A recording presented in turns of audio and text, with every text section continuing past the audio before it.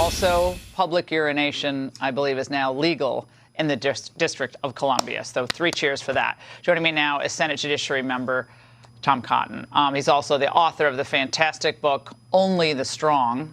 Senator, this bill is facing one more legislative hurdle, but if it passes, tell us how destructive this will be. I understand the urination provision is sailing through, by the way.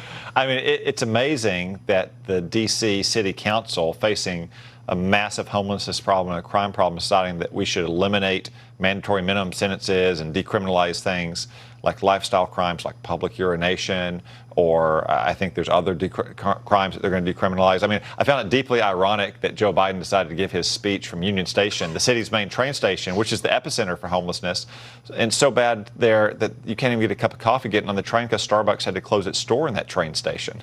Now, I thought he'd maybe do his speech in front of all the tents that are in front of the city. I guess they rousted them all out. Yeah, but just like 10 years ago or 5 years ago, there was no problem with. It was a great place to go have lunch, and it was, yeah. It's just totally different. Now, this morning on CNN, Senator Hillary Clinton had a different take on the whole crime wave issue. Watch.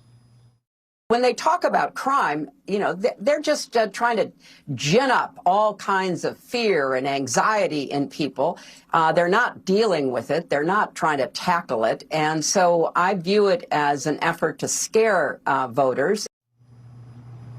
Are you trying to scare voters, Senator? No, I think voters are scared of Democratic policies that have led to this crime wave in America. We have a wide open southern border with 5 million illegal aliens crossing. Almost all drugs in America come from there. Democrats across the country have called to defund the police.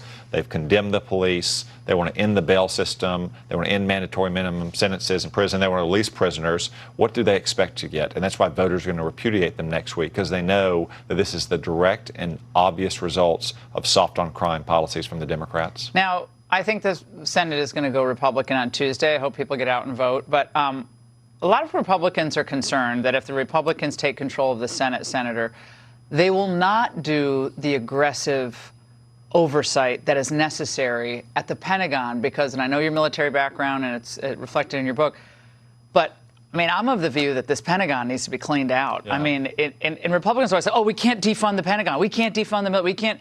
But, okay, then what can we do? No, the entire Biden administration needs a lot of oversight, to include the Department of Defense. And that's not just the kind of traditional oversight we would normally do to make sure you're getting good value for your tax dollars on things like the new stealth bomber, but also the kind of left-wing struggle sessions, like something out of Mao's Cultural Revolution that I've heard from so many troops from. I got a note just yesterday from someone with whom I served in the Army, total warrior. He taught me a lot about what I know about surviving in the woods and leading men in combat.